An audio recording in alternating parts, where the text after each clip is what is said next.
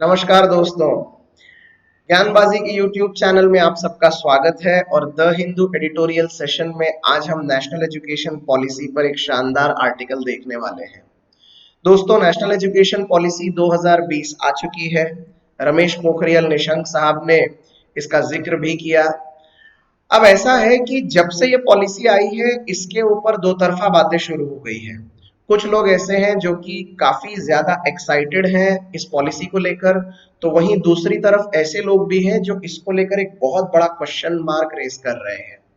लेकिन भारत जैसे कंट्री में ये अपने आप में एक प्रॉब्लम है कि यदि मान लीजिए आप किसी बदलावों के बारे में विरोध करते हैं, अगर आप किसी बदलावों पर सवाल उठाते हैं, if you raise your eyebrows, तो स्वाभाविक है कि आपको एक पिछड़ा हुआ या आपको एक खुद को समेट के रखने वाला ऐसा आदमी समझा जाएगा।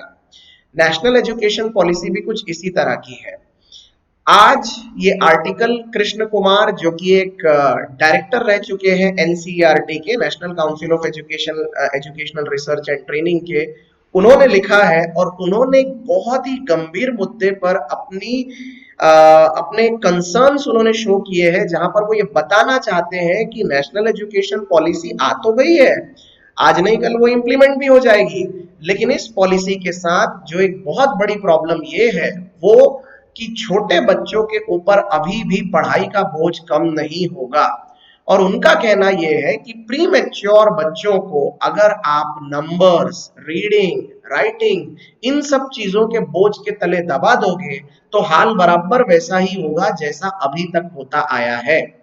उन्होंने एक बहुत अच्छा एग्जाम्पल दिया है जिसका मैं यहाँ जिक्र करना चाहूंगा। वो कह रहे हैं कि जिस तरह से किसी भी चीज को अगर हम ओवरहॉल करते हैं, यानी अगर उसमें कोई बदलाव लाते हैं, उसकी गड़बड़ियों को ठीक करते हैं, तो हमें बड़ा अच्छा लगता है। एक साइकिल की चेन भी अगर उतर गई तो उस साइकिल की चेन को फिर से लगाकर फिर से साइकिल चलाना अपने आप में एक सुकून देने वाली बात होती है। लेकिन मशीनों के साथ ओवरहॉल बहुत आसानी से हो सकता है। अगर आप एजुकेशन सिस्टम जैसी चीजों पे ओवरहॉल करोगे तो ये इंसान के अंदर लाए गए बहुत बड़े बदलावों के बराबर बराबर होगा। अगर आपको 35-40 साल से एक जैसा रहने की आदत है और आज अचानक आपको बोला जाए कि आप अपना स्वभाव बदल लीजिए, तो आपको जो तकलीफें होंगी नेशनल एजुकेशन पॉलिसी में लाए गए बदलावों से इस समाज को उस तरह की तकलीफें हो सकती हैं। ये लेखक का कहना है। उन्होंने इस बात का जिक्र किया है कि जब कोई छोटा बच्चा, 3 साल का बच्चा, जब वो नर्सरी में एडमिशन लेता है, पीपी 1 में जाता है, पीपी 2 में यानी केजी 1 केजी 2 में जाता है, उस समय उससे चीजें रटवाई जाती हैं। उस समय उसे एबीसीडी बार बार बोलने के लिए कहा जाता है। उस समय उसे उस एबीसीडी का महत्व समझ में नहीं आता, उसे ये नहीं पता होता कि इन लेटर्स की एक्चुअली में हमें जरूरत क्या है। लेकिन टीचर की मार से बचने के लिए या फिर कुछ नया दिख रहा है उसको, उस चक्कर में वो उसको रटने लगता है। नतीजा ये होता है कि ऐसा करने के बावजूद भी एजुकेशन सिस्टम खत्म होते तक हम उस बच्चे में रीडिंग हैबिट डेवलप नहीं कर पाते। आपको ये सुन के ज्यादा ताज्जुब नहीं होना चाहिए कि भारत में रीडिंग हैबिट हर 500 में से ज्यादा 8 या 10 लोगों की होती है। बाकी कोई भी रीडिंग को इतना ज्यादा सीरियसली नहीं लेता। तो ये बेसिकली एजुकेशन सिस्टम में होने वाली एक बहुत बड़ी कमी की ओर किया गया इशारा है। यहां तक कि आपको ये भी एक बात समझ में आनी चाहिए कि जब नंबर्स की बातें आती है तो हम बच्चों को क्लास 1 के पहले ही, नर्सरी, केजी 1 केजी 2 में ही हम उन्हें नंबर्स से बार बार फ्रेंडली होने के लिए कहते हैं। हम उनको 1 2 3 4 की एन्चेंटिंग कराते रहते हैं और बच्चे उसको रटते रहते हैं। लेकिन इतना सब होने के बावजूद भी जरूरी नहीं है कि जब वो स्कूल में जाएगा, जब वो क्लास 1 क्लास 2 में जाएगा, तो धीरे धीरे उसका मैथ्स स्ट्रांग होगा। ऐसा नहीं होता है। इसीलिए प्री मैच्योर स्टेज में अगर आप बच्चों के ऊपर जबरदस्त बोझ डालते हो तो उसके कुछ दुष्परिणाम, उसके कुछ डेंजर सामने आ सकते हैं। खुद लेखक ने इस बात को बहुत अच्छे से उजागर किया है और एक बहुत बड़ा सवाल उठाया है। आज के इस आर्टिकल में हम इन्हीं बातों को समझने की कोशिश करेंगे और वो क्या कहते हैं इसको स्टेप बाय स्टेप जान लेंगे। ऐसे जितने स्टूडेंट हैं जो ये वीडियो देख रहे हैं और जो आईसीआईसीआई जीडी की तैयारी कर रहे हैं, आज मेरी उनसे एक अपील है कि प्लीज ये वीडियो लास्ट तक देखिएगा। हो सके तो आपके साथ साथ ये वीडियो अपने अभिभावकों को भी दिखाइए, अपने पेरेंट्स को भी दिखाइए, क्योंकि एजुकेशन सिस्टम में बदलाव एक समाज में आने वाले बदलाव जितना है। और भारत उन देशों में से है जहां पर बेटी की शादी में ज्यादा पैसे खर्च होते हैं लेकिन बेटी के एजुकेशन पे नहीं। ये वाकई में एक बहुत बड़ा कड़वा सच है जिसको आज नहीं कल बदलना पड़ेगा। हम सीधे ये नहीं कह सकते कि एजुकेशन पॉलिसी आती रहती है, ठीक है, एक बार आ गई है तो अब हमको क्या करना है, ऐसा नहीं है दोस्तों। ये एक बहुत बड़ा बदलाव है जिसके बारे में हमें सकारात्मकता से सोचना पड़ेगा। तो आइए देखते हैं आज के इस आर्टिकल में हमें और क्या क्या जानने को मिलता है। यस गाइस, तो जैसा कि आप सब देख सकते हैं आज का टॉपिक है perils of pre maturely imparted literacy. मैं आप सबको याद दिला दूं कि रोज मैं जो टॉपिक लेने वाला होता हूं उसके बारे में मैं टेलीग्राम चैनल पे, मेरे फेसबुक पेज पे, इंस्टाग्राम पे और व्हाट्सएप पे पहले ही अपडेट दे देता हूं। दूसरी बात, मेरे जितने भी द हिंदू के एडिटोरियल एनालिसिस होते हैं वो दोपहर को 12 बजे या 2 बजे रहते हैं, आमतौर पे आजकल 2 बजे ही रिलीज हो रहे हैं। तो आप ये एक समय बिल्कुल इसके लिए फ्री रखिए और रोज 2 बजे ये सेशन जरूर देखा करिए, राइट। अब चलिए एक एक करके एक एक माइनर डिटेल्स को भी समझने की कोशिश करते हैं। पेरिल्स, पेरिल्स वर्ड का मतलब होता है खतरा यानी डेंजर्स, राइट। प्रीमेच्योरली, प्रीमेच्योरली का मतलब होता है ऐसी ऐसी चीज जो अभी तक ठीक से मेच्योर नहीं हुई हो, जो परिपक्व नहीं हुई हो, उसको बोलते हैं प्री मेच्योर। अब छोटे बच्चे जो 3 साल के हैं, 2 साल के हैं, वो सब प्री मेच्योर ही है ऑफ कोर्स। इम्पार्टेड, इम्पार्टेड का मतलब होता है किसी के अंदर किसी चीज को समाहित करना, डालना। लिटरेसी, लिटरेसी का मतलब तो आप जानते ही है, साक्षरता। तो कहने का मतलब ये हुआ कि प्री मेच्योर लिटरेसी यानी 3-3 ढाई-ढाई साल के बच्चों में साक्षरता की चीजों को इंप्लीमेंट करना और जबरदस्ती बच्चों पे पढ़ाई का बोझ डालना, ये खतरनाक है और ये वाकई में काफी डेंजरस हो सकता है आगे जाकर। तो लेखक कृष्ण कुमार जो कि एनसीईआरटी के एक्स डायरेक्टर हैं, उनका बनाया हुआ एक बढ़िया आर्टिकल है ये। चलिए आगे पढ़ते हैं। By making foundational literacy and numeracy a target of early schooling we will stress further an embattled childhood. कहने का मतलब ये कि बच्चों में फाउंडेशनल लिटरेसी और न्यूमरेसी को एक टारगेट बना दिया गया है। फाउंडेशनल मतलब आधारभूत। अब जैसे एबीसीडी एक आधार एजुकेशन है, क ख ग घ इन शब्दों की पहचान हमको बचपन से होनी चाहिए, 1 2 3 4। जब तक हमको यही नहीं पता हम बहुत बड़ी बड़ी बातें कहां से कर लेंगे। तो ये जो फाउंडेशनल चीजें हैं ये हमारे देश में अभी भी 2 साल 3 साल, 2 साल तो नहीं लेकिन 3 साढ़े 3 साल से शुरू कर दी जाती है। अब 3 साल से शुरू किया गया ये लिटरेसी और न्यूमरेसी का यानी 1 2 3 4 के रटने का जो काम है, ये वाकई में बच्चों में उनकी मानसिकता को खराब कर सकता है, उनमें तनाव ला सकता है। फर्दर एन एम्बैटल्ड चाइल्डहुड यानी संघर्ष करता हुआ एक नन्हा जीवन उसके ऊपर और अतिरिक्त बोझ डाल सकता है। पैदा हुआ एक बच्चा जो कि 3 साल का होगा या 2.5 3 साल का होगा, उसके लिए हर चीज दुनिया में नई रहती है और हर चीज को वो बहुत क्यूरियसली समझने की कोशिश करता है, देखने की कोशिश करता है, रंगों को पहचानने की कोशिश करता है। और वहां पर अगर आप उसे डांट कर, मार कर, आप उसको बार बार नंबर सिखाओगे, 1 2 3 4 का रट्टा लगवाओगे, एबीसीडी का रट्टा लगवाओगे, तो ये अपने आप में गलत है। बच्चा उन चीजों को एब्जॉर्ब नहीं कर पाएगा, ये बोलने का मतलब है। ओके, आगे देखते हैं। अब मैं पैराग्राफ पढ़ रहा हूं, प्लीज जरा मेरे साथ एक एक लाइन पढ़ते चलिए। ओवरहाउल इज अ नाइस कॉनोटेशन। हाँ, ओवरहाउल का मतलब होता है किसी चीज को ठीक करना, रिपेयर करना। कोनोटेशन का मतलब होता है कोई एक ऐसी बात या ऐसा संदर्भ जिससे चीजें एक्सप्लेन होती हो या जिससे चीजें पता चलती हो, जो आमतौर पे यूज किया जाता है। ओके, तो जब भी हम ओवरहॉल ये वर्ड यूज करते हैं तो बड़ा अच्छा लगता है, कि ऐसा लगता है कि चलो कोई चीज रिपेयर हो गई है, ठीक हो गई है। Okay, the smooth first run of one's childhood bicycle after it got overhaul is a lasting memory, right. जब कोई बच्चा अपनी साइकिल को ठीक करता है, उसकी गिरी हुई चेन को ठीक करके फिर से साइकिल चलाने लगता है, वो उसके दिमाग में एक बहुत बड़ी मेमोरी बन के रह जाता है। आप सबके बचपन में भी ऐसा हुआ होगा, आपने साइकिल चलाना सीखा होगा, आपकी साइकिल खराब हो गई होगी, फिर आपने खुद ही उसको ठीक किया होगा और उसके बाद आपने आगे चलाया होगा। तो वो जो एक आत्मविश्वास रहता है चीजों को ठीक करने का वो बड़ा ही लाजवाब होता है, right. When people say that a system has become so bad that it needs an overhaul, they actually believe that such a thing is possible, that someone can do it. जब भी लोग समाज में किसी ना किसी प्रकार के ओवरहॉलिंग की बात करते हैं तो वो बातें तभी आती है जब उनको ये यकीन होने लगता है कि यस, अब समाज में हम बदलाव ला सकते हैं। जो चीजें संभव हो उसी को ओवरहॉल किया जाता है। एक जमाना था कि भारत में सती प्रथा होती थी, फिर उसको हमने ओवरऑल किया और हमने ठीक किया। एक जमाना था कि भारत में महिलाओं को प्रॉपर्टी में कोई अधिकार होते ही नहीं थे, हमने उसको ओवरऑल किया, हमने उसको ठीक किया। एक जमाना अभी भी है, खैर एक जमाना ऐसा था और पार्शियली है कि दहेज लिया जाता है और दिया जाता है। बेटी को शादी करा के ससुराल भेजना है तो उसके लिए बहुत सारे पैसे देने पड़ते हैं। ये घटिया प्रथा पहले चल रही थी, अभी थोड़ी कम हुई है लेकिन अभी भी है, तो इसको भी एक ओवरहॉलिंग पे लेना पड़ेगा, राइट। तो बदलावों को बोला गया है यहाँ पर ओवरहॉल, ओके। और जब भी समाज में ये बदलाव आते हैं लोगों को ऐसा लगता है कि चलो अच्छा है, एटलीस्ट ये संभव है, इसीलिए हम ये कर रहे हैं। In popular imagination, an overhaul also carries an association with radical improvement. Yes, radical। दोस्तों अब ये एक शब्द आप पूरे आखिरी तक यानी लेक्चर खत्म होते तक याद रखिएगा।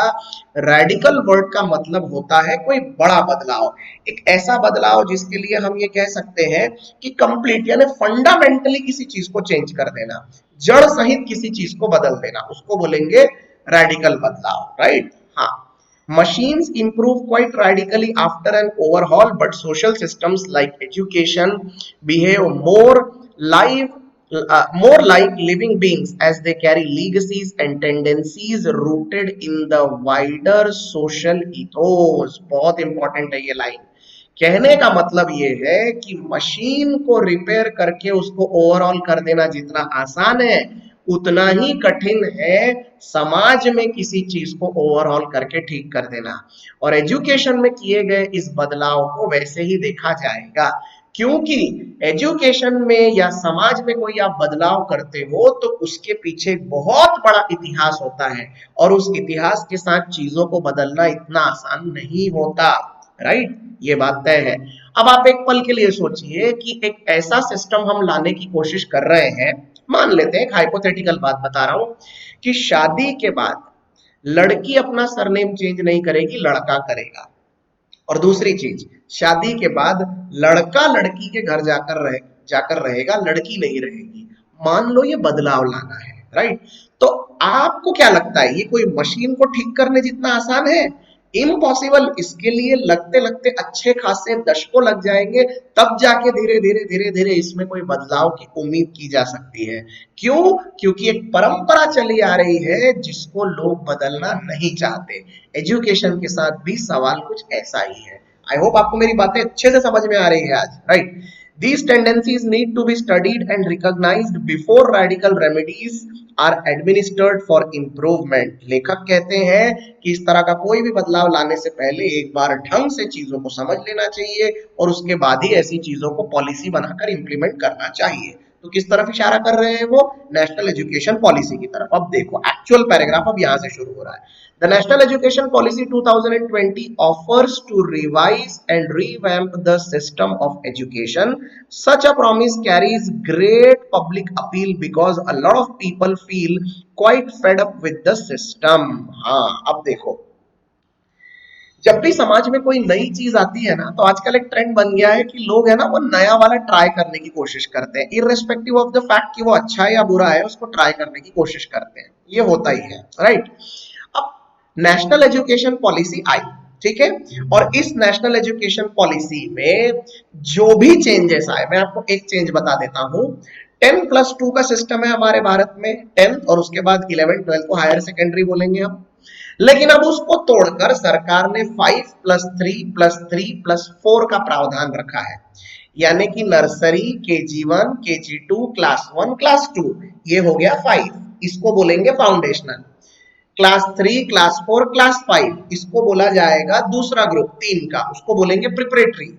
उसके बाद क्लास 3, 4, 5 हो गया, फिर 6, 7, 8 इसको बोला जाएगा एक और ग्रुप, तीसरा ग्रुप। और उसके बाद 9, 10, 11, 12 इसको बोला जाएगा एक और ग्रुप, चौथा ग्रुप। तो इसको ऐसे तोड़ा गया है। अब ये जो बदलाव लाए गए हैं तो लोगों को ये बड़ा मजेदार लग रहा है, अच्छा लग रहा है। लोग इसके बारे में ठीक से नहीं सोच रहे हैं। 2-3 वीडियो सुन लिए, किसी ने कुछ बोल दिया, अरे वाह एजुकेशन सिस्टम में अच्छे बदलाव आ रहे हैं, और लोगों ने मान लिया, अपने मन से मान लिया। किसी ने ढंग से स्टडी की नहीं कि ये चीज वाकई में अच्छी होगी या नहीं होगी। Okay, any doubt about the need for an overhaul in education today is likely to be stigmatized। बहुत प्यारा वर्ड है दोस्तों, stigmatized as a sign of conservatism। बहुत बढ़िया चीज है। अब देखो स्टिग्मेटाइज्ड का मतलब क्या होता है। अगर आप भारत की नई नेशनल एजुकेशन पॉलिसी या इस तरह की कोई भी नई बदलाव वाली पॉलिसी पे उंगली उठाते हैं या सवाल उठाते हैं तो लोगों को ऐसा लगने लगेगा कि अरे यार ये आदमी डिसअप्रूव कर रहा है, इस आदमी को ये पॉलिसी पसंद नहीं आई और इसको तो बदलाव पसंद ही नहीं है, ये बिल्कुल देश को बदलता हुआ देखना नहीं चाहता है, ऐसा देखने लगे हैं। राइट। दूसरी एक और इंपॉर्टेंट बात उसमें ये की गई है कि उसको साइन ऑफ कंजर्वेटिज्म मानते हैं। साइन ऑफ कंजर्वेटिज्म का मतलब पत्थर की तरह रिजिड है, ये बदलना ही नहीं चाहता। राइट। तो अगर मान लो मैं एक शिक्षक होने के नाते नेशनल एजुकेशन पॉलिसी पे सवाल उठाऊंगा तो मेरे सवालों का सम्मान नहीं किया जाएगा, उल्टे उसका तिरस्कार किया जाएगा कि आप क्योंकि सवाल उठा रहे हैं इसका मतलब आप बदलाव नहीं चाहते हैं और आप वैसे के वैसे ही पड़े रहना चाहते हैं, जिंदगी भर बदलना ही नहीं चाहते हैं। ऐसा होने लगा है। राइट। तो ये अपने आप में गलत है ना भाई, क्योंकि सवाल उठाना तो जरूरी है, नहीं तो अच्छी चीजें बाहर कहां से आएंगी। ओके।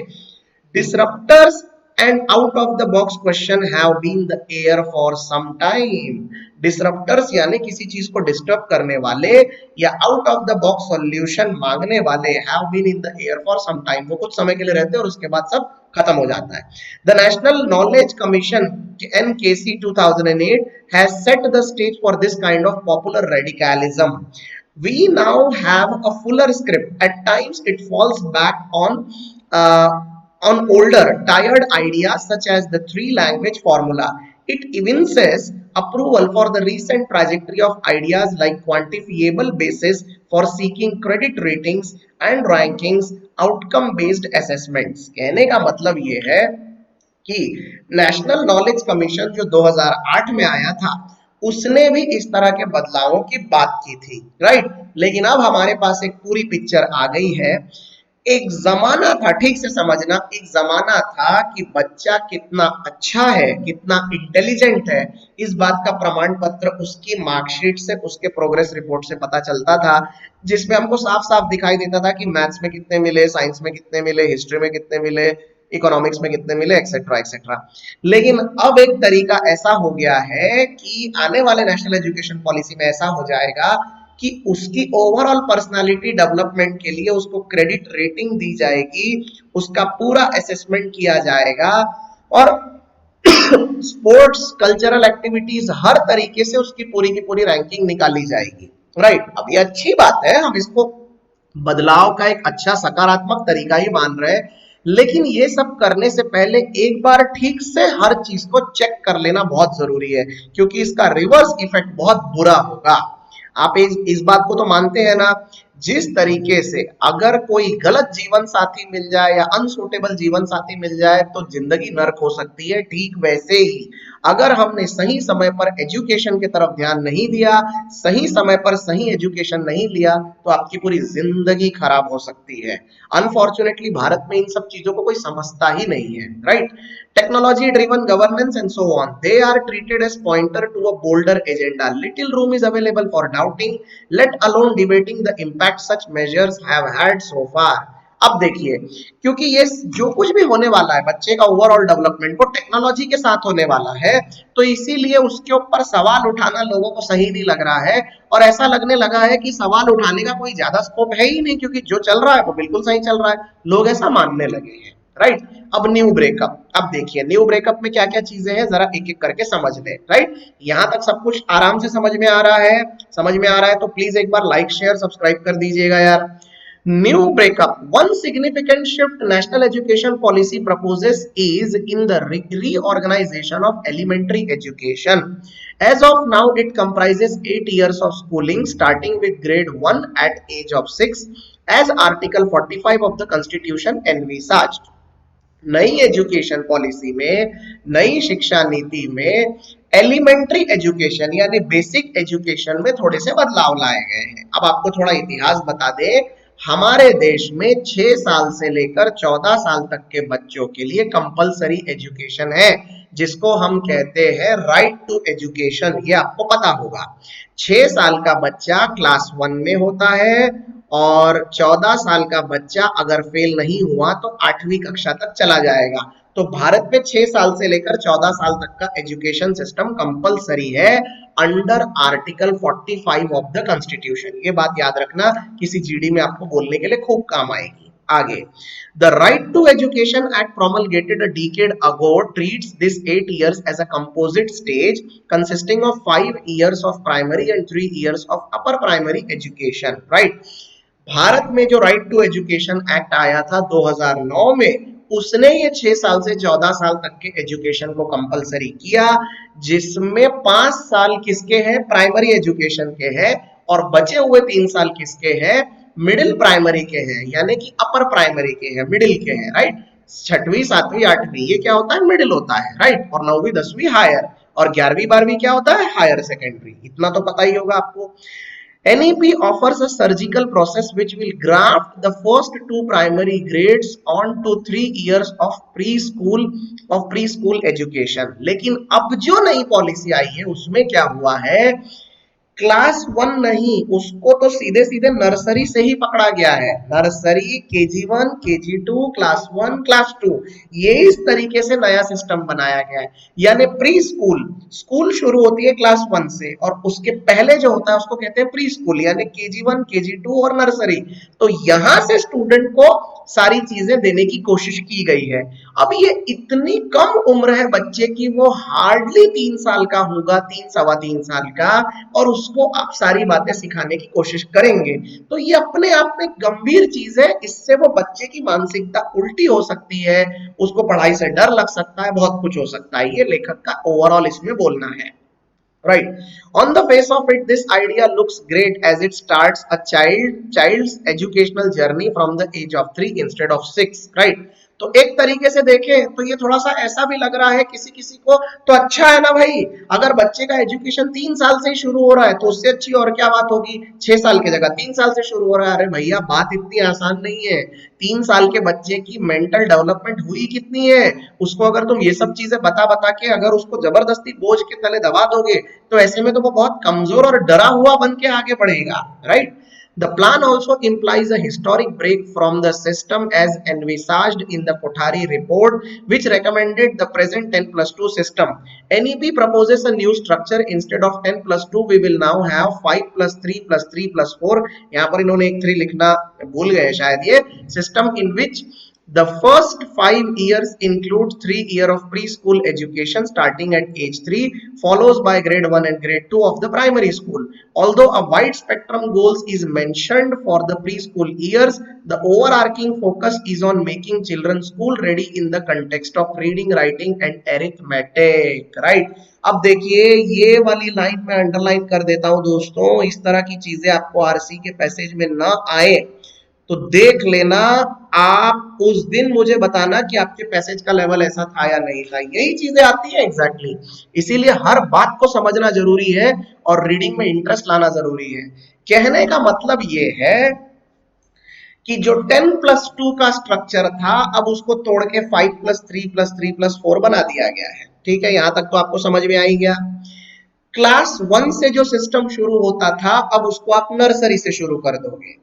अब नर्सरी से शुरू करके बच्चा लिखने तो नहीं बैठेगा, नर्सरी से आप उसकी परीक्षा तो नहीं ले सकते। तो बच्चे को ये जो चीजें हैं, नंबर्स, रीडिंग, राइटिंग, लेटर्स, ये सब चीजें उसको हंसते खेलते, मतलब मौज मस्ती के साथ सिखानी पड़ेगी, ताकि उसको इन चीजों में मजा आने लगे, राइट। और ये सब हम क्यों कर रहे हैं? ये इसलिए कर रहे हैं ताकि जैसे ही वो स्कूल वाले लेवल पे आए, क्लास 1-2 हो जाने के बाद आगे बढ़े, वो एक्चुअली में नंबर्स के साथ, पढ़ाई के साथ काफी अच्छा हो जाए। ये सब इसके लिए किया जा रहा है। नेशनल एजुकेशन पॉलिसी में लाया गया एक और बहुत अच्छा बदलाव जो मुझे सही लगा वो ये कि बच्चे दरअसल स्कूल जाने से डरते हैं। छोटे बच्चे, उनका स्कूल जाने का मन नहीं होता, they are not very much excited to go to school, उनको कोई ना कोई प्रलोभन देके स्कूल भेजना पड़ता है। अब ये नेशनल एजुकेशन पॉलिसी में ऐसा होगा कि एग्जाम ही नहीं होगी ना, class KG1 KG2 class 1 class 2 तक, तो स्वाभाविक है कि बच्चों के लिए एक हंसता खेलता माहौल रहेगा। उनको कम से कम स्कूल जाने में अब इंटरेस्ट आने लगेगा, मजा आने लगेगा। ये बहुत अच्छी बात है क्योंकि कम से कम वो स्कूल को अपना दूसरा घर मानने लगेंगे। तो ये obviously that's a good move, but समय के साथ पता चलेगा ऐसा होता है या नहीं होता है, राइट? हमारे समय में तो नहीं होता था भैया, हमको तो मार मार के स्कूल भेजना पड़ता था, किसी का इंटरेस्ट था ही नहीं स्कूल जाने में। The term used in national education policy is foundational literacy and numeracy. A separate section is devoted to it, underlining its importance as a prerequisite to learning. It sounds great, but let us stop to study its implication, right? National education policy साक्षरता और numeracy यानी अंक गणित को बहुत महत्व देने की कोशिश कर रही है, और वो ये कह रही है कि स्कूल में उसको ये नंबर्स की जरूरत पड़ेगी तो उसको बचपन से यानी KG1 KG2 से ही थोड़ा थोड़ा सिखा के रखो। लेकिन ये अपने आप में बाद में चेक करने जैसी बात होगी कि यार ये सब सही था या नहीं था। Okay, visit a nursery in any part of the, ऊपर देखते हैं, हाँ, country and you will be inevitably find 3 to 4 years old recite the English alphabet and numbers. The idea that learning begins with the alphabet and number is very popular indeed. हाँ, लेखक एक बहुत अच्छी बात ये बोल रहे हैं कि आप रैंडमली किसी भी स्कूल में चले जाओ जहां पर नर्सरी और KG1 के बच्चे आपको दिख रहे हैं, वहां चले जाओ और आपको स्कूल के बाहर से ही, आई मीन क्लासरूम के बाहर से ही आपको ये दिखने लगेगा कि जोर जोर से बच्चे नंबर्स रट रहे हैं, ABCD बोलने की कोशिश कर रहे हैं और उसकी 1 2 3 4 की आवाजें, ABCD की आवाजें आपको आने लगेंगी, राइट? तो वो बोल रहे हैं कि शुरू से ही बच्चों को ये सब चीजें रटवाने के काम चालू हो जाते हैं, राइट? अब आप इस बात को समझिए, 3 साल के बच्चे को 1 2 3 4 दरअसल क्या है ये समझ में नहीं आ रहा है, ABCD क्या है ये समझ में नहीं आ रहा है, वो सिर्फ रटता जा रहा है, रटता जा रहा है, टीचर डांटेगी करके वो रटता जा रहा है, राइट? नतीजा क्या होगा पता है? जब वो ABCD और 1 2 3 4 पे सेंटेंस बनाने होंगे, मैथ्स सॉल्व करना होगा, उसका फाउंडेशन एकदम कमजोर हो जाएगा और वहां पर सब कुछ टाई फिस हो जाएगा, उसको आगे की चीजें समझेंगे नहीं। भारत में आज एग्जाम पास करने के लिए गणित सीखा जाता है, गणित में इंटरेस्ट है करके गणित नहीं सीखा जाता। भारत में आज नौकरी पाने के लिए लोग इंग्लिश लिखते और पढ़ने की कोशिश करते हैं। मैं मेरे 10 साल के अनुभव से बता रहा हूं, यही होता है एग्जैक्टली। किसी को सीखनी है और वो फंडामेंटली उसमें मजबूत होना चाहता है, ऐसे लोगों की संख्या न के बराबर है, बहुत कम है। ये है एजुकेशन पॉलिसी की सबसे बड़ी प्रॉब्लम, जिसमें से हमको जल्द से जल्द बाहर निकलना पड़ेगा। पुरानी एजुकेशन पॉलिसी में भी यही प्रॉब्लम था और नए एजुकेशन पॉलिसी में कृष्ण कुमार साहब जो लेखक है उनको लगता है कि ऐसा ही होने वाला है, तो वो ये बहुत बड़ा सवाल यहाँ पर उठा रहे हैं। अब आपको पूरी ओवरऑल पिक्चर समझ में आ गई इस आर्टिकल की? आगे देखिए, many people believe that there is nothing wrong in introducing a child of 3 to reading and writing. If you express some doubt about such an idea, some people might agree to delay this plan a year or so, but that is the limit. The reasoning behind this belief is that if reading and writing are the two fundamental skill a child will need to do well at school, what is the harm in cultivating this skill from the earliest possible age? बाप रे, सोच देख लीजिए। एक बात बताओ जरा, आप अग्री करते हो या नहीं मुझे YouTube कमेंट सेक्शन में बताना। घर पे बेटी है और आपको उसकी शादी करानी है। अब आप चाहते हैं कि शादी करा के हम अपनी जिम्मेदारियों को पूरा कर लें, जितना जल्दी हो सके उतना पूरा कर लें। तो क्या आप क्या 14 और 15 साल की उम्र में उसकी शादी करा दोगे? पॉसिबल नहीं है ना।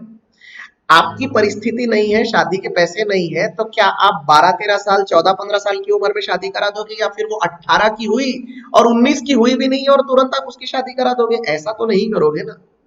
क्योंकि स्वाभाविक सी बात है कि वो एक मिनिमम एज दी गई है, वो मैक्सिमम एज नहीं है। 18 साल होने के बावजूद भी परिपक्वता, मेच्योरिटी, वुमेनहुड या फिर मदरहुड, इन सब बातों को समझने के लिए एक उम्र लगती है और वहां जाकर ही वो चीजें शोभा देती है। राइट। ठीक वैसे ही पेरेंट्स को ये बात समझनी होगी कि बच्चे को आज नहीं कल तो नंबर सीखने पड़ेंगे, लेटर सीखने पड़ेंगे, अंग्रेजी सीखनी पड़ेगी और एबीसीडी सीखना पड़ेगा, क ख ग घ सीखना पड़ेगा। तो क्यों ना अभी से शुरू कर दे, यानी 3 साल से ही उसको ये सब शुरू कर दे। अरे भैया ये गलत है, आप ऐसा मत करिए। बच्चे का ब्रेन 8 साल का होते तक डेवलप होता रहता है, होता रहता है, होता रहता है। ये मैं नहीं, विज्ञान कहता है। तो स्वाभाविक सी बात है, अब हम 8 साल तक तो नहीं रुक सकते, लेकिन कम से कम ये सब बोझ 3 और 4 साल की उम्र में नहीं डालने चाहिए। जापान में ऐसा नहीं होता है। राइट। अब न्यू एजुकेशन पॉलिसी में ये कहा जा रहा है कि इन चीजों का ख्याल रखा गया है, लेकिन न्यू एजुकेशन पॉलिसी में भी अल्फाबेट और नंबर से छुटकारा कहाँ मिला है बच्चे को? वो तो उसको करना ही है। अब हो सकता है कि कोई नई कमिटी के साथ गाइडलाइन में चेंजेस आ जाए तो बात अलग है, लेकिन ये एक प्रॉब्लम है। अब कुछ पेरेंट्स इसको अच्छा मानते हैं, बोलते हैं अच्छा है, घर पे बैठ के क्या करेगा, स्कूल भेजो इसको 3 साल की उम्र से, रट्टा मारेगा और आज से ही अच्छा स्टूडेंट बनेगा। और कुछ पेरेंट्स इसका विरोध करते हैं, वो कहते हैं कि नहीं, इसकी जरूरत नहीं है। लेकिन जो विरोध करते हैं वो भी केवल 1 साल डिले करो बोलते हैं, ज्यादा डिले मत करो कहते हैं। तो ये समझ में ही नहीं आ रहा है कि बच्चे की मानसिकता के साथ आखिर इतना खिलवाड़ क्यों हो रहा है। मैंने एक वीडियो देखा था जहां पर एक टीचर एक 3-3.5 साल की बच्ची को मार मार के एबीसीडी एबीसीडी बोलने पे मजबूर कर रही थी। बच्ची का चेहरा लाल हो गया था, वो इतना डर गई थी, उसको लगा जैसे अब पता नहीं मैडम क्या करेगी, ये मुझे मार ना डाले। और वो रोते धोते कंसंट्रेट ही नहीं कर पा रही थी, और जैसे तैसे वो सुन के कुछ तो भी रिपीट करने की कोशिश कर रही थी। कमेंट्स जब मैंने पढ़े यूट्यूब में, उसके सबने बोला था कि अरे यार शर्म आनी चाहिए आपको, इतने छोटे बच्चों के साथ आप ऐसी जाती कर रहे हो। अब एक सीमित उम्र के बाद अगर आप ये सब कुछ करते हो तो उसके परिणाम बहुत अच्छे होंगे। राइट। आगे बढ़ते हैं दोस्तों, अगला पैराग्राफ देखते हैं, ये भी शानदार है। Indeed, the faith in early acquisition of literacy and numeracy extends to the feeling that any delay to this front will harm the child's development. हाँ, लोगों का एक कट्टर विश्वास है कि अगर एजुकेशन देरी से शुरू किया जाए, बच्चा 4 साल का हो गया, 5 साल का हो गया और अभी तक आपने उसको स्कूल में नहीं डाला, तो वो बच्चा ना रेस में पीछे हो जाएगा। वो बच्चा डेवलप नहीं कर पाएगा, बाकी लोगों के साथ compete नहीं कर पाएगा। वो आपने तारे जमीन पर पे देखा है ना, 3 इडियट्स मूवी में देखा है ना, इन सब चीजों के साथ पेरेंट्स की साइकोलॉजी बदलती ही नहीं है, और इसीलिए अपनी जिम्मेदारियां का बोझ बच्चों के सर पे लाद दिया जाता है। Nothing could be more contrary to truth, although we must acknowledge that the matter is still regarded by many as a subject of debate. अभी भी इस बात में पूरी तरह से सच्चाई नहीं है और ये अपने आप में एक डिबेट का विषय है। The key issue in the debate is our concept of reading itself. There is a sharp division among perspective on what constitutes reading, more specifically how is reading learned. कहने का मतलब ये है कि हमारे देश में क्या होता है कि बच्चे रीडिंग की हैबिट ले आते हैं, लेकिन वो हैबिट किस लिए होती है? क्योंकि वो सिलेबस में है, वो स्कूल में है, वो उनको आगे जाकर एग्जाम पास करने के लिए जरूरी है। इसीलिए वो इसलिए रीडिंग नहीं कर रहा है क्योंकि उसका रीडिंग में इंटरेस्ट है और वो आगे जाकर एक अच्छा रीडर बनना चाहता है। अगर ऐसा होता तो आप बताओ, आज स्कूल से लाखों लाखों बच्चे पास होकर निकलते हैं, सबके सब अच्छे रीडर क्यों नहीं है? सबके सब हिस्ट्री सिविक ज्योग्राफी में शानदार क्यों नहीं है? सबके सब गणित में एकदम बढ़िया क्यों नहीं है? आज क्यों आपको कोचिंग क्लासेस ज्वाइन कर करके मैथ्स और बेसिक इंग्लिश सीखना पड़ता है? आज आप में से कौन ऐसा स्टूडेंट है जो इस बात को नाकारता है कि बैंकिंग या एमबीए एंट्रेंस या एसएससी या रेलवे की एग्जाम में 10वीं क्लास के ऊपर का मैथ्स आता है? पॉसिबल ही नहीं है, उसका फंडामेंटल ही 10th लेवल तक का है, लेकिन तब भी आपको इतने हजारों हजारों की कोचिंग क्लासेस और इतनी सारी ट्रेनिंग की जरूरत पड़ जाती है। क्यों? क्योंकि जो फंडामेंटल आपके जहां पर जैसे मजबूत होने चाहिए थे वो आपने कभी किए ही नहीं, और वो आपने इसीलिए नहीं किए क्योंकि थोड़ा बहुत आप जवाबदार थे और बहुत हद तक एजुकेशन पॉलिसी जवाबदार है जो आपके ऊपर इन सब का बोझ डालती जा रही है। अब आपको समझ में आ रहा है मैं ओवरऑल क्या बोलने की कोशिश कर रहा हूँ? हाँ, आगे देखिए, द ओल्डर पर्सपेक्टिव हम यहां पर है इस पैराग्राफ में, is that reading starts with familiarity with the alphabet. According to this view, the child must learn to recognize individual letters and their sounds first, and then move towards recognizing simple words by recognizing the letters that comprise it.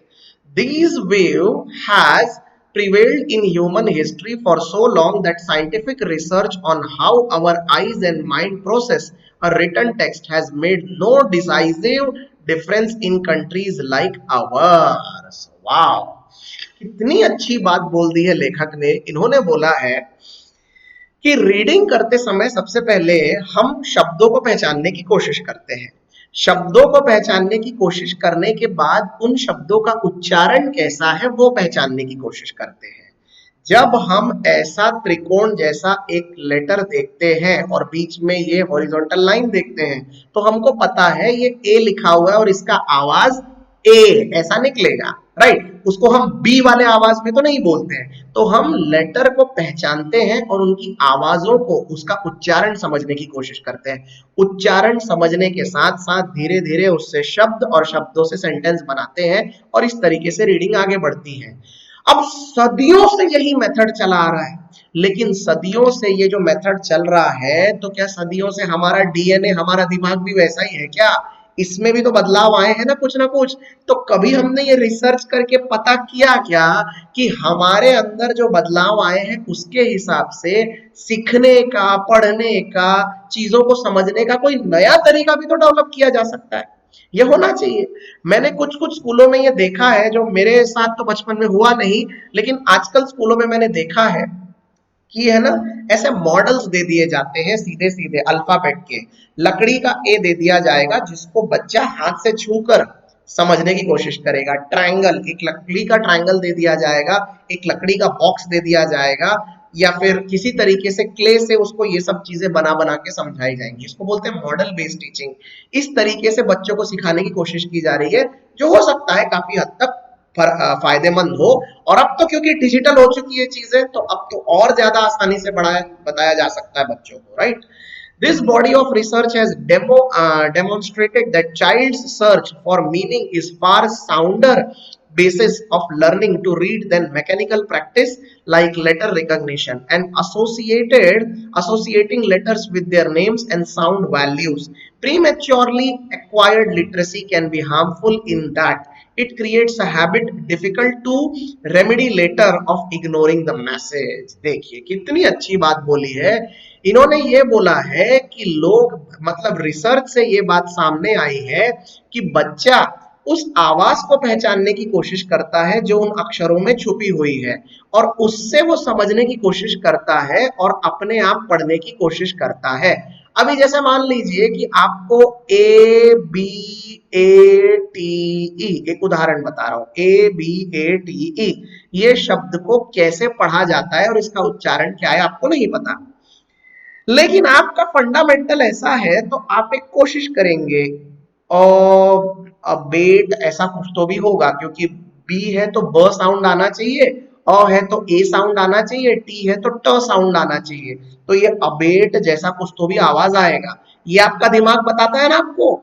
तो स्वाभाविक सी बात है, इसको बोला जाता है एक mechanical process जो चला आ रहा है कई सालों से, राइट? लेकिन ये प्रोसीजर डेंजरस हो सकता है, क्योंकि ऐसे में क्या होता है, इस चीज को अपनाने के लिए बहुत बचपन से ही हम एक जैसी प्रैक्टिस कर रहे हैं, उसमें कोई बदलाव लाने की कोशिश नहीं कर रहे हैं। ये समझ में आया कि नहीं आपको? कितनी अच्छी बात दी हुई है। अगला पैराग्राफ में जरा ये इंटरेस्ट वर्ड तक कंप्लीट करता हूं। In daily life we see plenty of evidence of such habit. Reading without relating to the text or to its author is far more common than using one's ability to read in order to make sense of a text. Wow! बिना कोई चीजों का मतलब समझे सीधे सीधे उसको पढ़ लेना, ये भारत में बहुत ही कॉमन है। अब भैया ज्यादा दूर जाने की जरूरत नहीं है, मुझे ये द हिंदू का आर्टिकल बना के आप लोगों को रीडिंग हैबिट डेवलप कराने का काम करना पड़ रहा है। आप एक पल के लिए सोचिए, अगर आपका फंडामेंटल 10वीं क्लास तक का मजबूत होता तो क्या आज इस चीज की नौबत आती?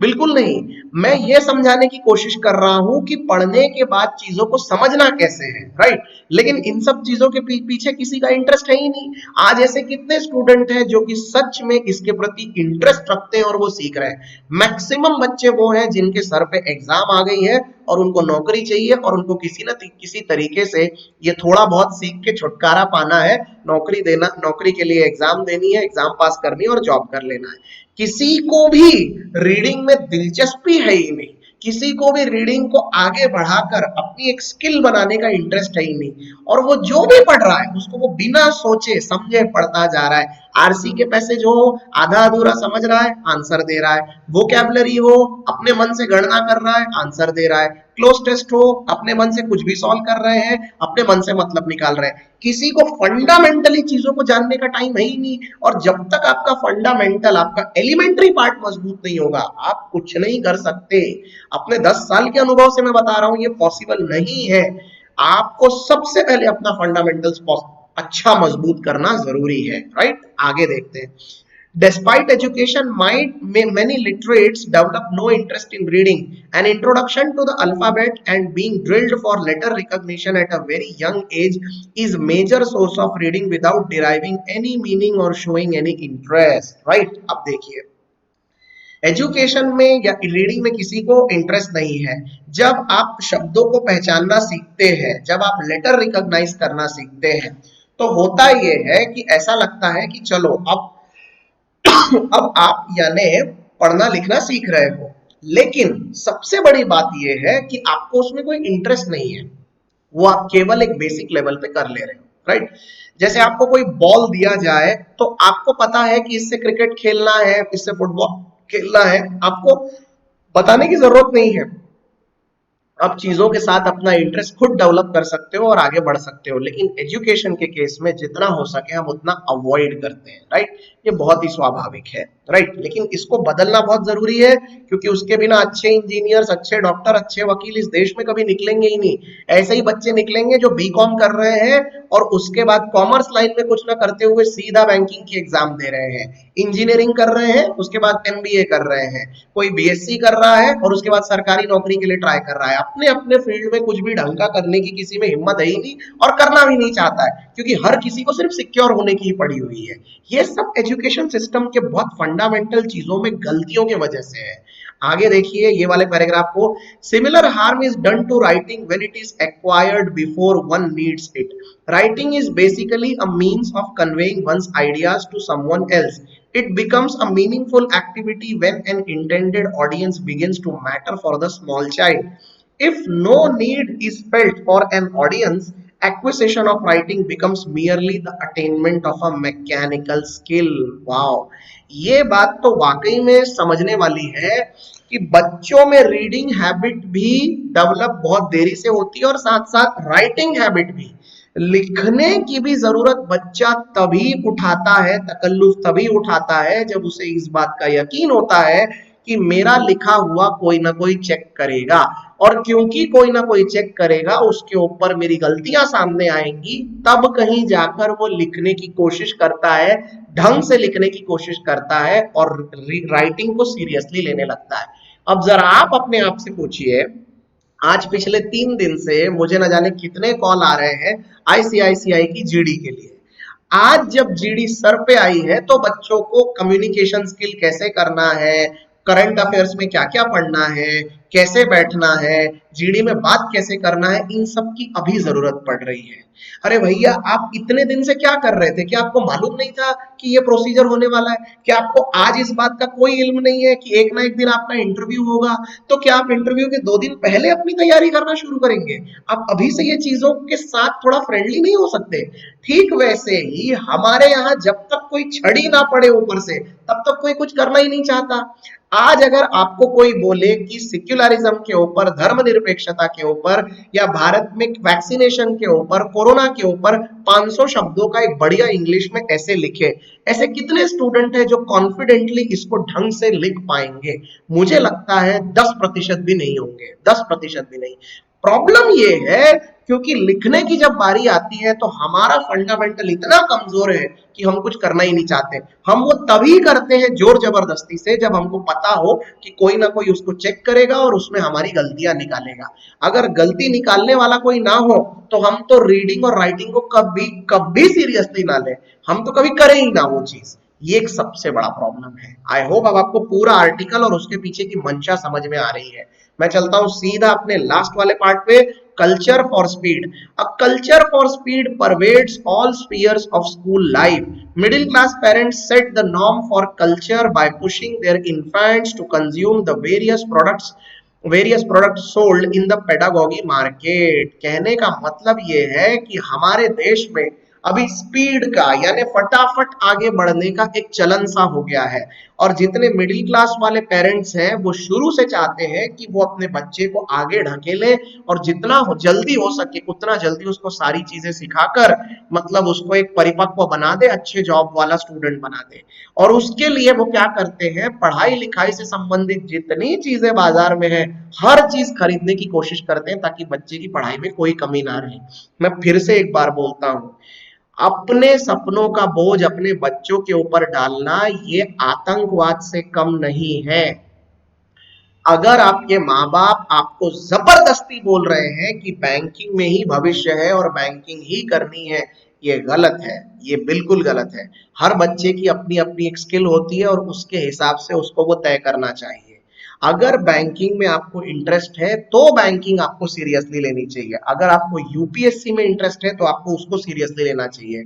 हमारे देश में ऐसा है कि शॉर्टकट निकालना इतना आसान है कि लोग उसके बारे में पहले सोचते हैं। आज मैक्सिमम बच्चे एमपीएससी करते हैं, यूपीएससी नहीं, क्योंकि उनको लगता है कि इधर से रिजल्ट जल्दी आ जाएगा।